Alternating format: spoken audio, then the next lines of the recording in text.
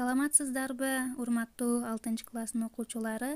Сиздер менен кыргыз тили сабагын улантабыз. Сабакты мен Ош шаарындагы номер 46 орто мектебинин кыргыз тил жана адабият мугалими Инатилла кызы Дилухмароту бермекчимин.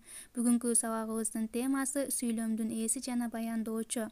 Бүгүнкү сабактагы максаттарым окуучулар жаңы лексика менен таанышышат, кебин активдештиришет, сүйлөмдүн ээси жана баяндоочу жөнүндө билишет, пайдалана алышат. Тема боюнча суроолорго жооп беришет, текстин мазмунун айтып бере алышат. Эненин жүрөгү деген текстти окуп, маанисин түшүнүшөт, апасына көмөктөшүүгө үйрөнүшөт. Анда эмесе, менен баяндооч сүйлөмдүн баш мүчөлөрү. Сүйлөмдүн ээси сүйлөмдөгү негизги ойду билдирет.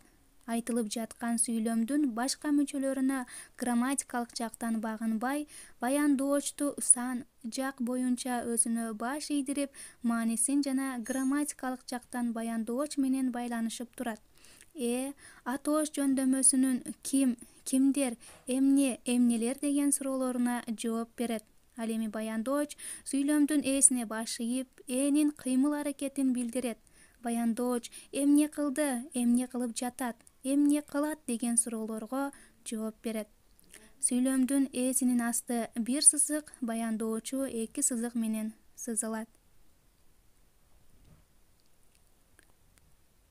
Анда эмесе китеп менен иштейбиз. Биринчи көнүгүү 4-бет диалогту толуктайбыз.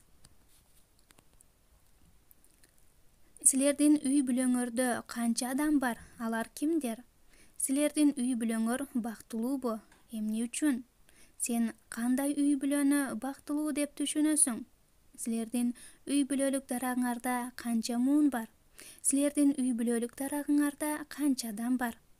Атаңдын атасы сага ким болот? Чоң атаңдын атасы сага ким болот? Чоң атаңдын чоң атасы сага ким болот? Ушул суроолорго жооп жазабыз. Анда экинчи көнүгүү 4-бет төмөнкү суроолорго жооп жазабыз. Биринчи: эгерде ооруп калсаңар, апаңар силерге кантип кам көрөт? Апаңар жаныңарда болсо, анда өзүңөрдү жакшы сезип, ооруңар жеңилдейби? Эмне үчүн? Апаңар ооруп калса, силер өзүңөрдү кандай сезесиңер? Апаңарга айыгууга кандай жардам бересиңер? Ушул суроолорго жооп жазабыз.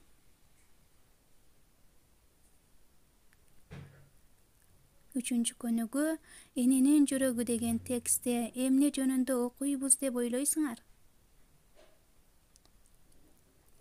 4-көнүгүү боюнча сүрөттөрдү карагыла. Жупта кеңешип, ар бир сүрөткө тиешелүү сүйлөмдөрдү туура окугула. Сүрөткө көңүл бурабыз.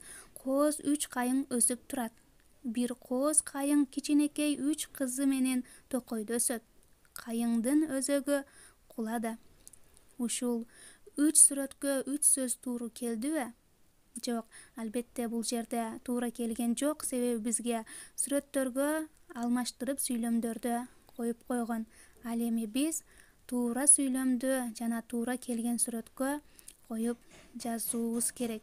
Анда биринчиси: бир кооз кайың кичинекей 3 кызы менен токойдо өсөт. Биринчи сүрөткө.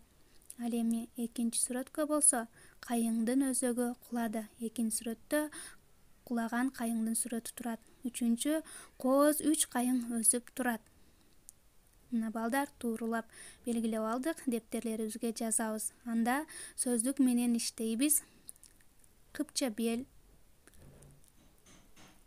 кыпча бел, корго, химоя кылмок, күркүрөө, гүмбүрлаш, чагылган, чакмок, соорот, тынчлантырмак, чыртылда, йорык, күйбө, йонмаслик, көз ирмем, лагза. Мына балдар, сөздүктөрдү сөздүк дептериңерге жазып алгыла жана жаттагыла. Анда эмесе 5-көнүгүү: текстти окугула, тапшырмаларды аткарып, суроолорго жооп бергиле. Эненин жүрөгү. Бир кооз кайың кичинекей 3 кызы кымча бел кайыңдар менен токойдо өсөт. Анын бутактары кыздарын шамал менен жамгырдан, жайкы күндүн ысык нурларынан коргойт. Апасынын жанында кайын кыздар эч нерседен коркпой өсө беришет. Аңгыча болбой бутактардын чыртылдаганы угулат. Чагылган төз эле кайынга тийип, өзөгүн ортосун куйкалап кетет. Кыздарын коргош керек экенин унутпаган кайын күйбөйт. Нөшөрлөп жааган жамгыр менен шамал да кайыңды жыгылта албайт. Көз ирмем да кыздарын унутпаган кайың кучагын ачпай тура берет. Чагылган басылып, шамал токтогондо, күн жаркырап тийгенде гана кайыңдын өзөгү солт этет. Кулап баратып, кайың кыздарына шыбырайт: "Коркпогула, мен жаныңарда болом. Чагылган менен жүрөгүмдү жара алган жок. Куйкаланган өзөгүмө чөп чыкса да жүрөгүм сого берет." Кайыңдын өзөгү кулады. Кулаганда кымча бел кыздарынын бир бутагына тийбестен кулады.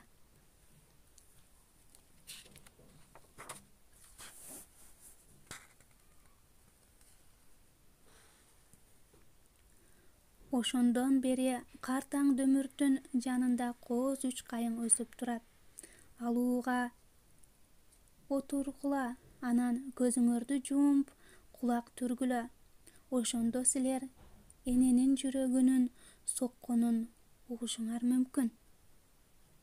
Мына балдар, текстти дагы окуп бүттүк. Эмне жөнүндө экендигин өзүңөр айтып, кыскача маалымат берип өтөсүңөр. Анда эмесе төмөнкү суроолорго жооп жазабыз. Бардык дарактарды бир чоң үй бүлө деп элестеткиле. Дарактардын ата-энеси, чоң атасы, чоң энеси кайсы дарактар? Кайсы дарактар балдары? Эмне үчүн дайыма апасы балдарын коргойт деп ойлойсуңар? Эгерде апаңардын ишинде жаман окуя болсо, маанайы чөксө, анда силер апаңарга кантип жардам бере аласыңар?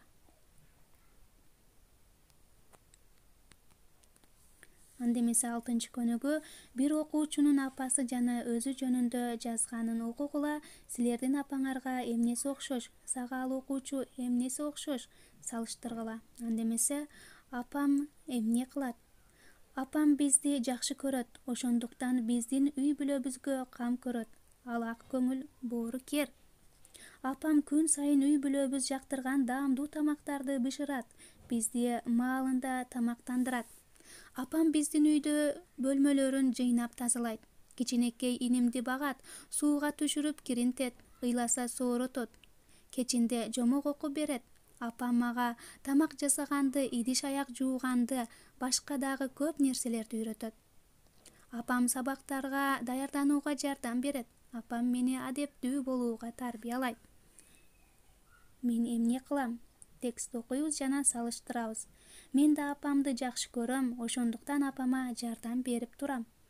Мен апама жардамдашам. Дүкөндөн азык-түлүк салынган оор баштыктарды көтөрүшүп келем. Буюмдарымды ордуна коюп иреттейм. Апам жана иним болуп сейилдегенди жакшы көрөм. Биз апам менен таза абада дем алабыз. Инимди ойнотом. Мына балдар, салыштырып чыгабыз жана өзүбүзгө туура келгенин жазабыз. Анда эмесе үйгө тапшырма. 8-көнүгү 7-бет. Мында силердин апаңар алыс жакка бир жумага кетсе, апаңардын кылган иштерин силер кайсы убакта кантип аткарат элеңер? Ушул суроолорго жооп жазып жөнөтөбүз. Анда эмесе бүгүнкү сабагыбыз аяктады. Кийинки сабакка чейин саламатта калыңыздар.